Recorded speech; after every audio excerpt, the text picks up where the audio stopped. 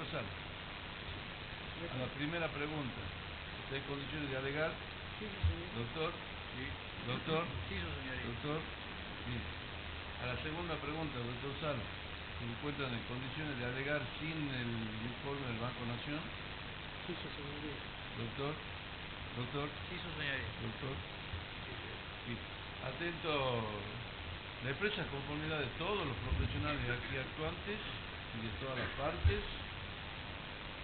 Corresponde en este estado que todas las partes a través de sus excelentes profesionales realicen las conclusiones o los alegatos de todo este juicio con toda la prueba que se ha incorporado, que ha sido propuesta. Señor fiscal, tiene usted la palabra.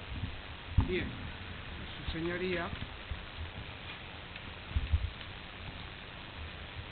entiendo que estamos llegando al final de un juicio que ha permitido un amplio debate vehiculizado a través de dos hechos concretos que han sido denunciados en su momento como usurpación por la señora Sofía Herrera, María Sofía Herrera, pero que han puesto en la vidriera, han visibilizado un conflicto de vieja data. Evidentemente, los hechos denunciados se concretaron en el marco de un conflicto de vieja data. No es que haya irrumpido sorpresivamente, es más, a lo largo del juicio se ha podido escuchar testimonios de numerosos hechos, actos que han sido calificados de distinta manera, pero que han puesto siempre en evidencia una puja por un interés que sin duda tiene como bien más preciado la tierra o el territorio para la comunidad indígena de los Chuchagastas. Ahora bien, entiendo que las denuncias que realizó en su momento Sofía Herrera son legítimas desde el punto de vista y desde la vivencia de su condición de heredera, titular de dominio y continuadora de la titularidad de dominio y de la posesión que venía ejerciendo ya la familia Amin desde el año 1959 cuando adquiere la propiedad. Esto que probablemente haya empezado en el año 1808 con Molina, Nicolás Molina, con aquella acción en la que a través de pregoneros que se daba publicidad con las limitaciones y con los recortes que hemos podido percibir, digamos, de la declaración de los testigos acá, pero lo cierto es que desde aquel entonces esa propiedad ha tenido sucesivos titulares, sucesivos dueños, y lo cierto es que incluso la Revolución de Mayo y la Asamblea del año 13 con sus cambios de regímenes irrumpieron fuertemente también en la condición de las tierras que en ese momento tenían por las leyes de Indias como propiedades los comuneros, los indígenas que habían sido, digamos, extrañados, en este caso los Chuchagastas. Ahora bien, para no ir a un causalismo que nos lleve a cuestionar porque podríamos ir a cuestionarlo a Nicolás Molina con su metodología con la cual accedió a esta propiedad, pero si no se detuviera la causalidad en Molina y siguiéramos para atrás, probablemente encontraríamos otros detentadores y no ostentadores de la posesión y de la propiedad y con lo cual estaríamos en un camino sin fin. Entiendo que hay que analizar qué pasó desde el año 59, que es cuando asumen la titularidad de dominio los Amin, y que ininterrumpidamente han seguido ejerciendo la posesión hasta el día de hoy. Una posesión que no es pacífica, porque evidentemente hay conflicto, porque también quienes viven en esas tierras han venido planteando sus supuestos derechos o sus declarados derechos sobre esas tierras, y entonces estamos frente a un conflicto real entre propiedad privada y propiedad comunitaria, en proceso de intentar reconocerse, porque hasta el día de hoy, digamos, lo que se tiene es un reconocimiento administrativo de que en esa zona habitan, digamos, está asentado el pueblo de los Chuchagastas, pero esa resolución 450 del año 2014 del INAI es un acto administrativo de reconocimiento de estar asentado en ese lugar, pero al que le falta todavía un proceso largo, incierto en su definición final, para decir que estamos ante dos propiedades reconocidas legalmente. Está reconocida la propiedad privada de los Amin, de la sucesión de Julio Amin, y Julio Manuel Amin como hijo de Julio Amin, a quien luego heredan Sofía Herrera de Amin y sus hijos Darío y Santiago. Ellos, como titulares, que esto está acreditado en la documentación que se ha ido agregando y que no ha sido discutida y es público y notorio, tanto del registro inmobiliario como los demás instrumentos que hemos ido teniendo, y también la tradición oral, porque hay muchos testigos que han reconocido que esas tierras se conocen como las tierras de los Amin. La verdad que en el juicio se ha podido, a través de los testimonios, ir recogiendo la verdad de ese ejercicio de posesión permanente. De hecho,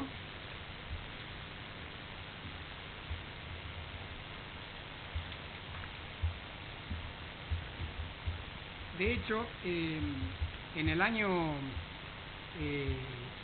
los testigos han ido reconociendo que los Amin y otros terratenientes, así llaman, de acuerdo a lo que nos dijo un licenciado en psicología, como que verbalizan, hoy terrateniente es el que los demanda por usurpación, por desalojo, es decir, no va unido tanto al concepto del terrateniente como el que tiene la gran extensión. De hecho, los Amin no se puede decir que hayan recibido las tierras gratuitamente ni por alguna gesta heroica, sino que la compraron, concretamente la compraron.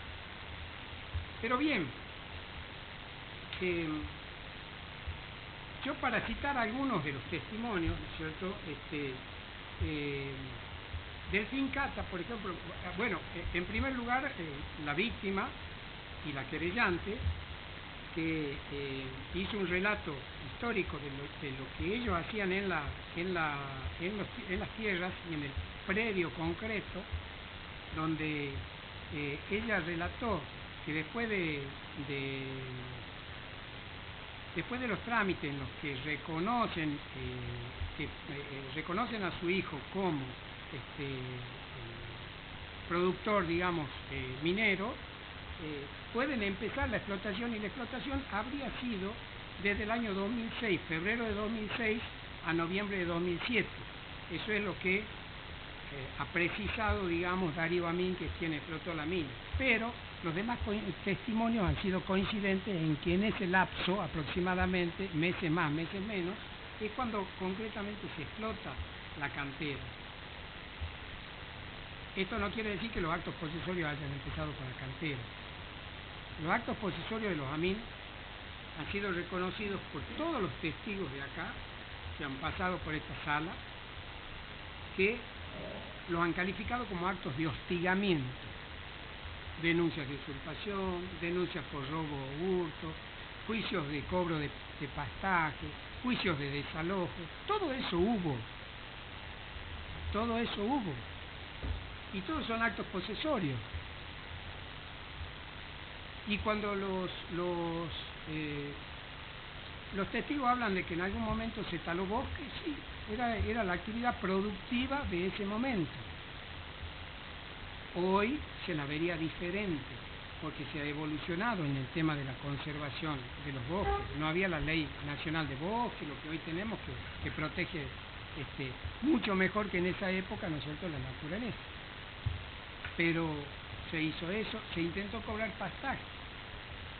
El imputado Valderrama trajo a colación un juicio que le hicieron a su padre, entre otros, por cobro de pastaje, y que lo ganaron.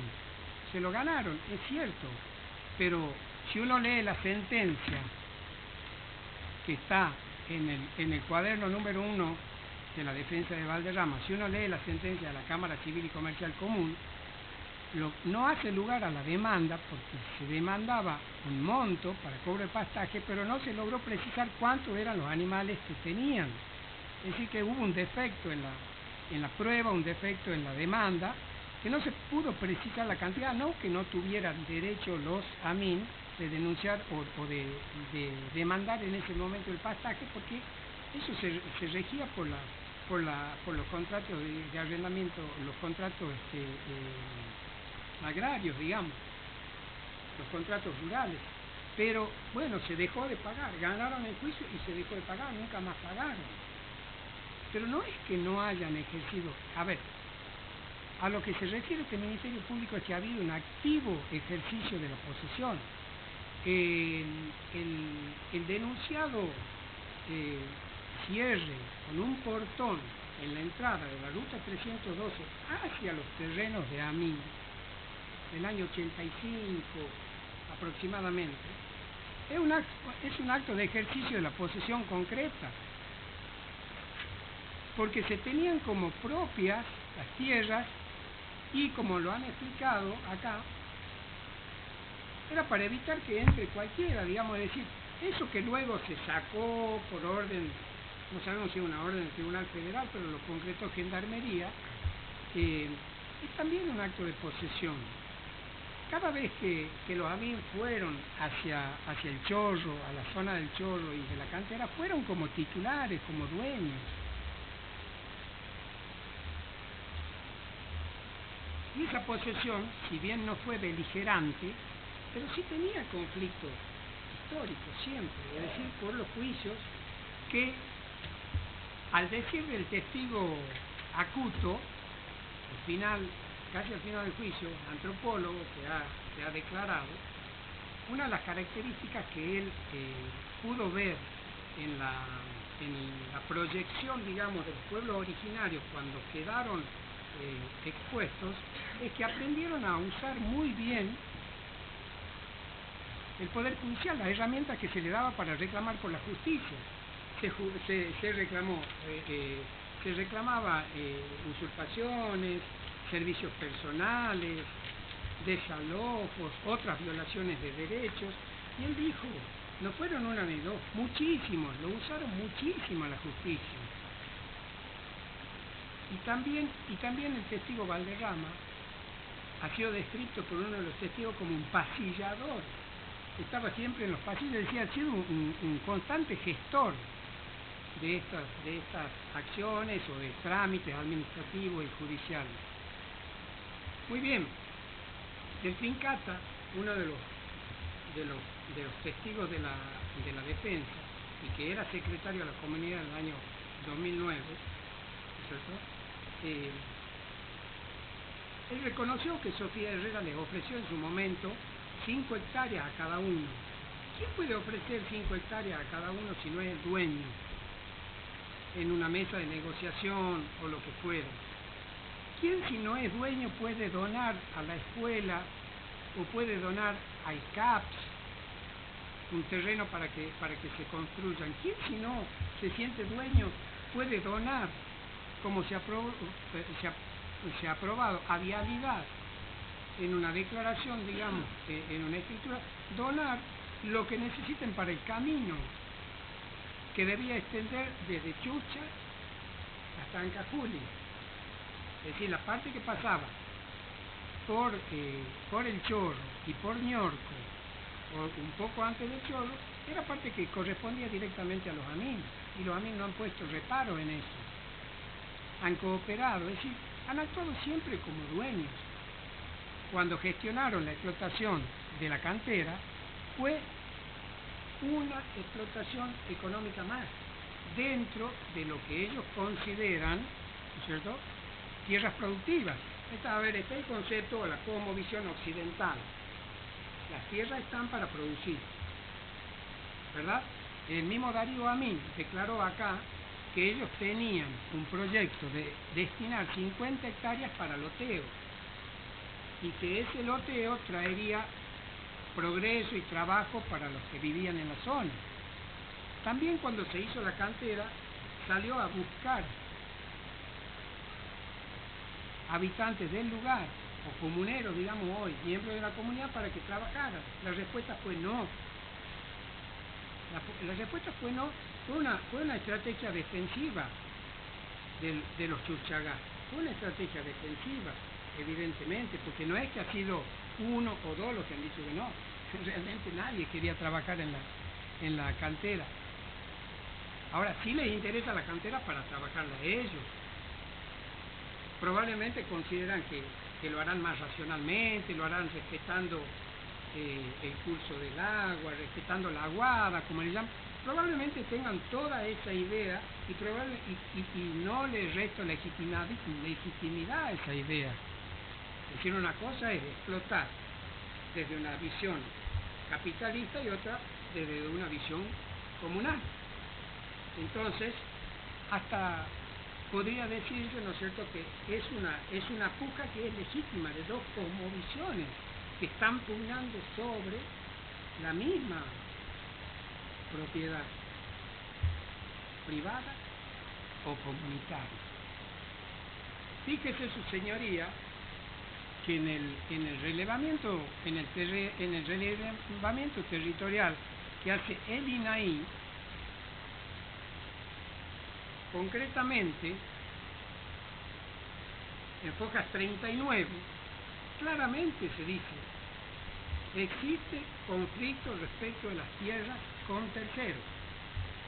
Se nos ha explicado acá el testigo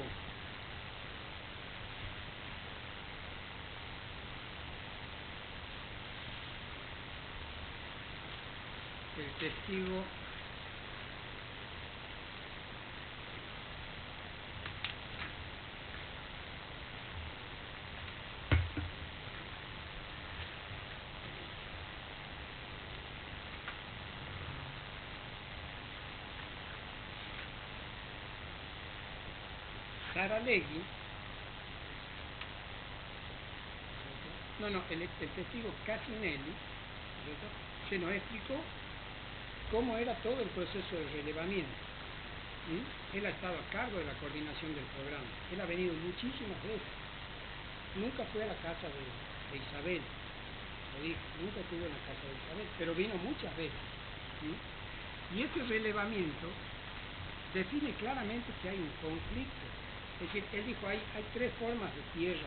Digamos, las tierras pueden estar en tres distintas situaciones: o en posesión pacífica, indiscutida, de los comuneros, o en posesión de terceros o del Estado, o en posesión en conflicto, donde tanto privado o el Estado y la comunidad se alegan derechos sobre ello. En este caso la definió como tierras en conflicto. Y tan así es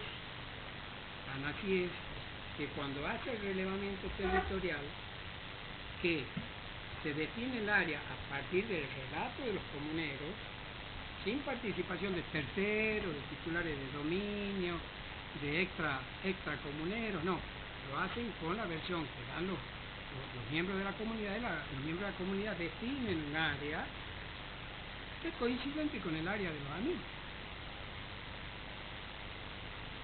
Entonces, con el padrón 590, la matrícula 599-021, que es la matrícula del registro inmobiliario que corresponde a la propiedad de los amigos.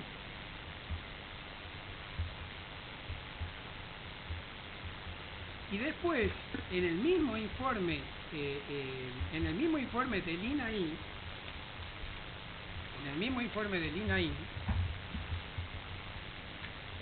como tiene entre sus partes, digamos, el informe también marcar líneas de acción para que la vida en la comunidad sea viable, es decir, ver sus campos productivos, sus posibilidades, digamos, de generar actividades económicas, ¿no es cierto? En la carpeta enviada por el INAI, concretamente propone, dice, en hoja 84-85, el manejo de los recursos naturales, la cantera como parte de sus recursos. ¿Cómo la explotarían? Bueno, ya eso depende de los modos, pero la cantera es un interés directo de la comunidad.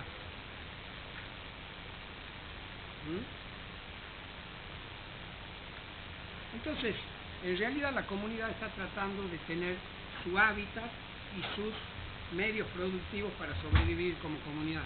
Sofía Herrera quería, o los AMIN querían, explotar esa cantera como un medio productivo de recursos económicos para la supervivencia, digamos.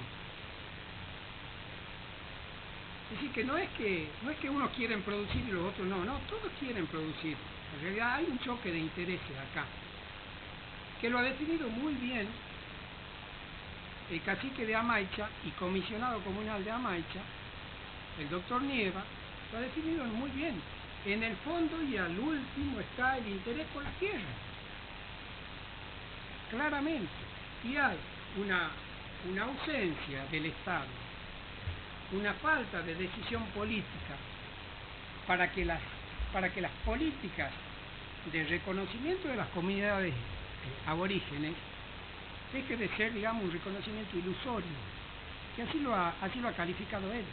Sigue siendo ilusorio. ¿Por qué? Porque no se ha reglamentado la propiedad comunitaria. Se la ha reconocido constitucionalmente desde la ley 23.302 del año 85, que crea el INAI y que traza políticas de apoyo y de sostenimiento de las comunidades. Aplaudo la ley, aplaudo este ministerio, el derrotero legal que ha ido haciendo el país realmente en el intento de revisar los abusos o los atropellos que pudieran ser revisados y resteñados, y que esas comunidades que tienen mucho para darle al mundo, no solo al país, al mundo, porque la cosmovisión que tienen es para darle al mundo, puedan reencontrarse, fortalecerse y ser viables. El camino legal ha ido en progreso. Cuando se hizo el relevamiento entre una de las políticas que señala el relevamiento es procurar el reconocimiento en el Código Civil de la propiedad comunitaria.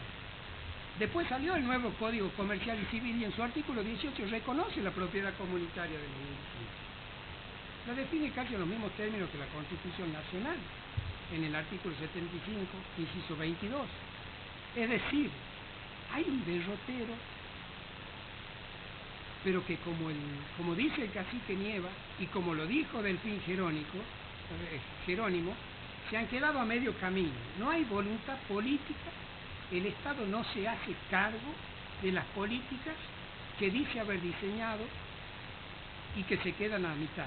¿Y cuál es el punto final de esas políticas? ¿Qué es lo que aspiran las comunidades? Que se regule la propiedad comunitaria y que se asigne la titularidad de las propiedades comunitarias para entonces tener finalmente a las comunidades integradas con lo más importante para las comunidades, que es el territorio, como lo definen ellos, que excede por mucho el concepto de tierra que tiene la ley civil, o que tuvo hasta hace poco la ley civil, y que en este momento, no nos olvidemos que el Código Civil y Comercial Común Nuevo es un código que recepta la constitucionalidad, la convencionalidad, y lo hace como faro, digamos, de la interpretación de esa ley entre los particulares, ¿no?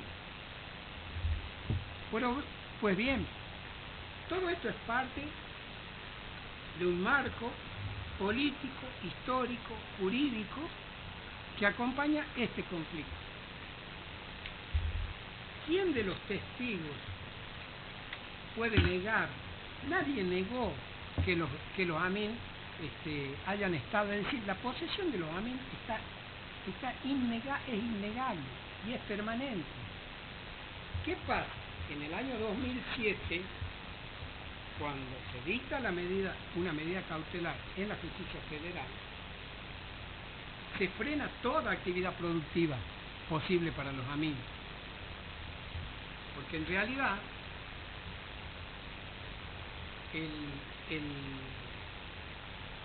el meollo de esa resolución, de esa decisión, está en que los Amin no podían seguir realizando ninguna actividad productiva.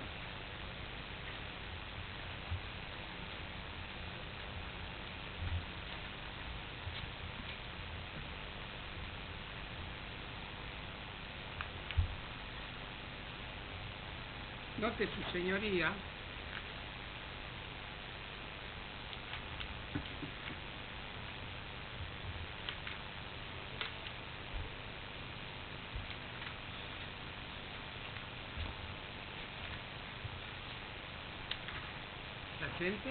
la sentencia, el juez Racedo,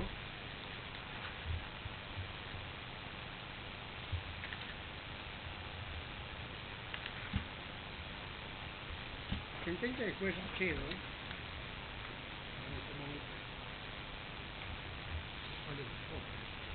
la tengo,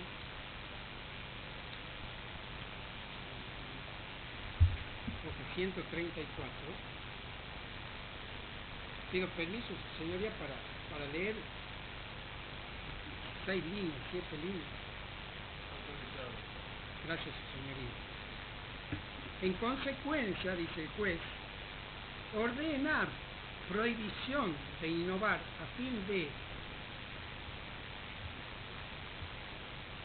evitar, modificar o alterar en cualquier modo y circunstancia la zona conocida como el Chorro, La Higuera, departamento Tranca, hasta tanto se siga con la investigación de los hechos, destacándose que en dicha zona deberá evitarse el ingreso de cualquier persona de toda actividad extractiva, como ser la tala de árboles, remoción de tierras, extracción de lacas, y toda acción con maquinarias e incendios que pueda afectar la superficie de la zona mencionada supra.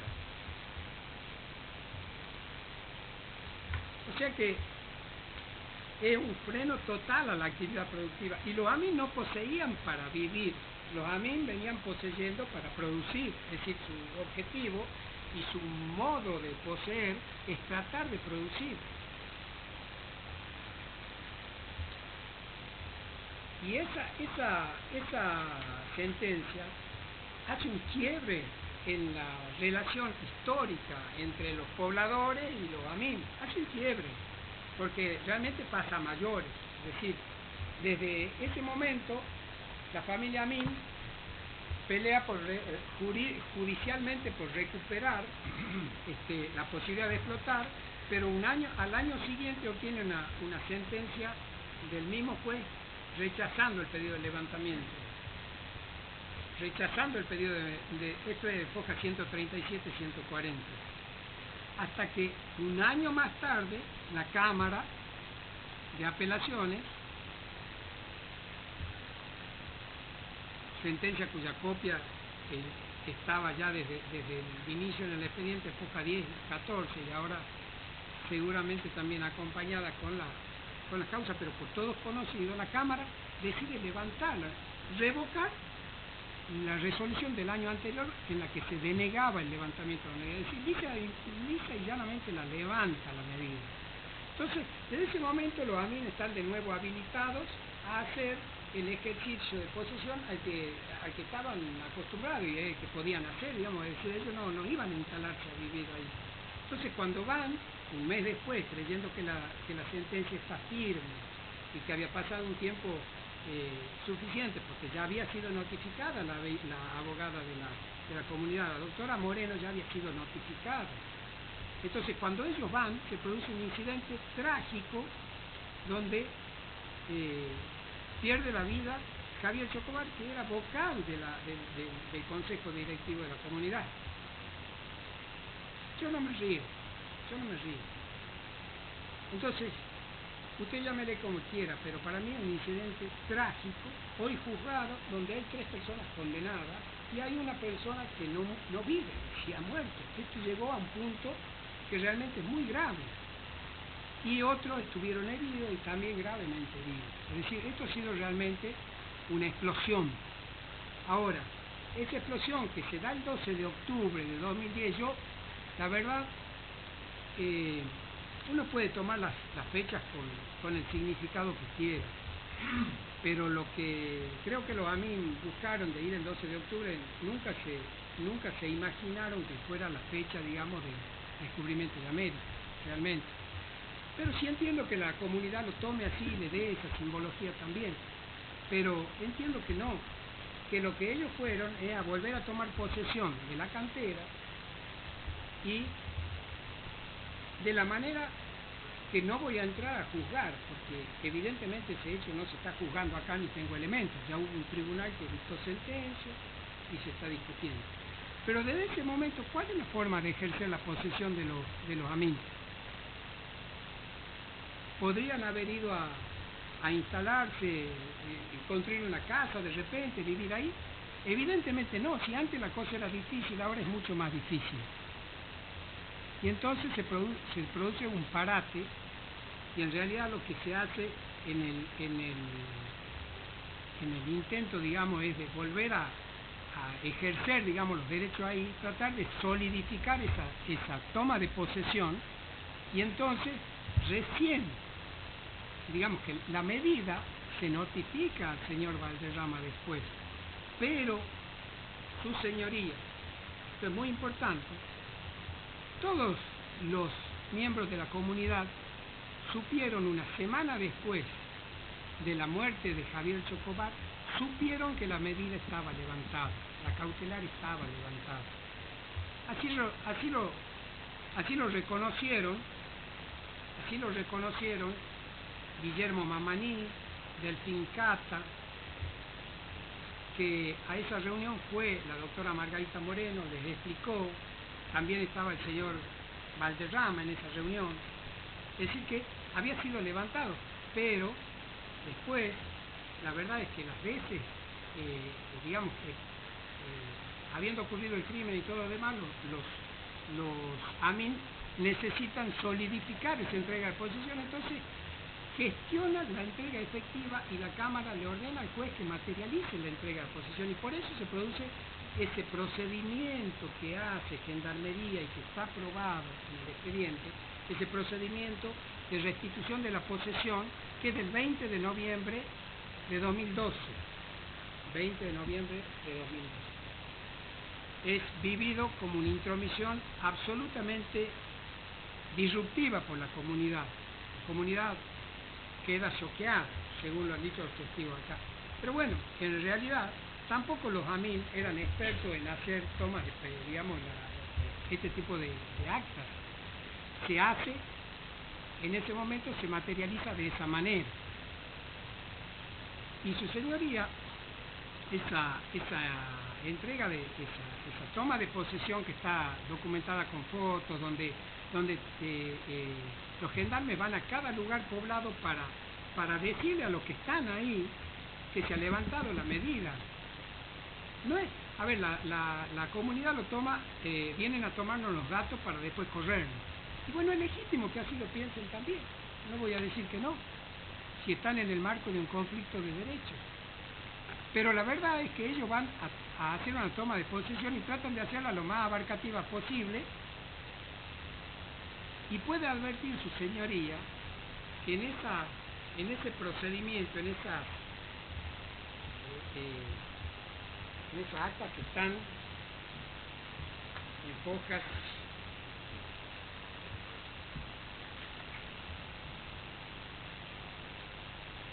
ya estaban en hojas 151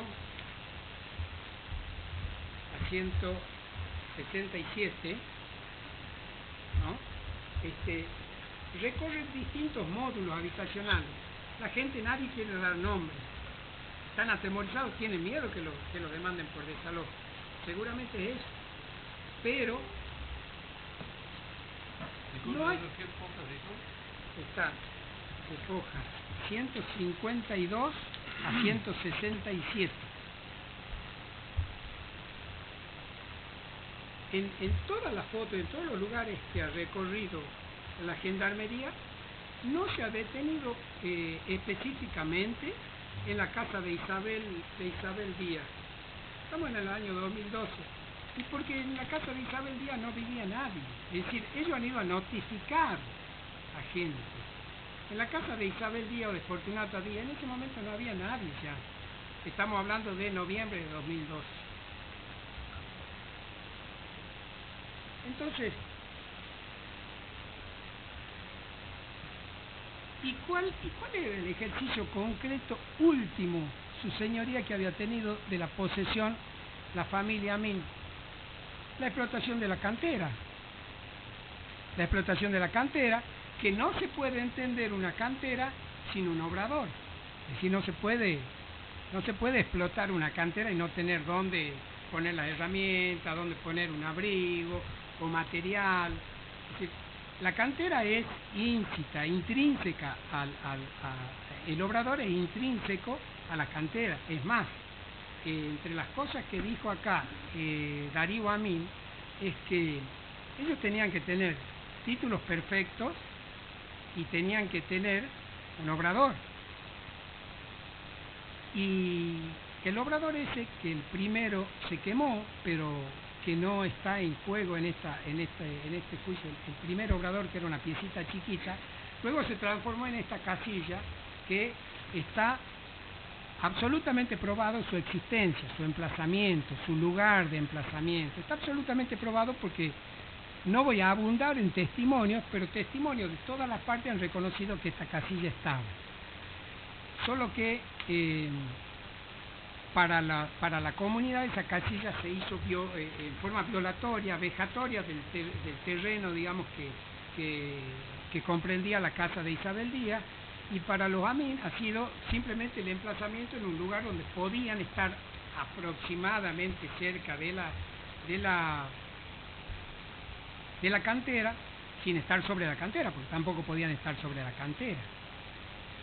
Entonces, esa casilla es íncita a la cantera.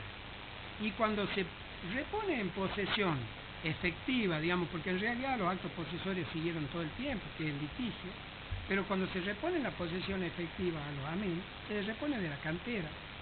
Y obviamente se repone todo el predio, por eso es que se recorre en todos lados, pero también la casilla, que es el obrador de la cantera. No se entiende una cantera sin un obrador.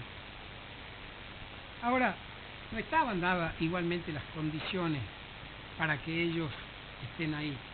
Los testimonios del ingeniero Páez, el testimonio de Sofía Herrera, en cuanto a que cuando fue con el ingeniero Páez, con inversores, los trataron de asesinos, le tiraron pedradas, son coincidentes. No son solo de Sofía Herrera. El ingeniero Páez también, que relató que él fue 3 veces interesado en el tema, digamos, de la posibilidad de explotar la mina en la cantera de Las Lajas. Él fue 3 veces. Recordó más o menos los tiempos por la temperatura, los fríos, el calor, el abundante calor, de nuevo el frío, la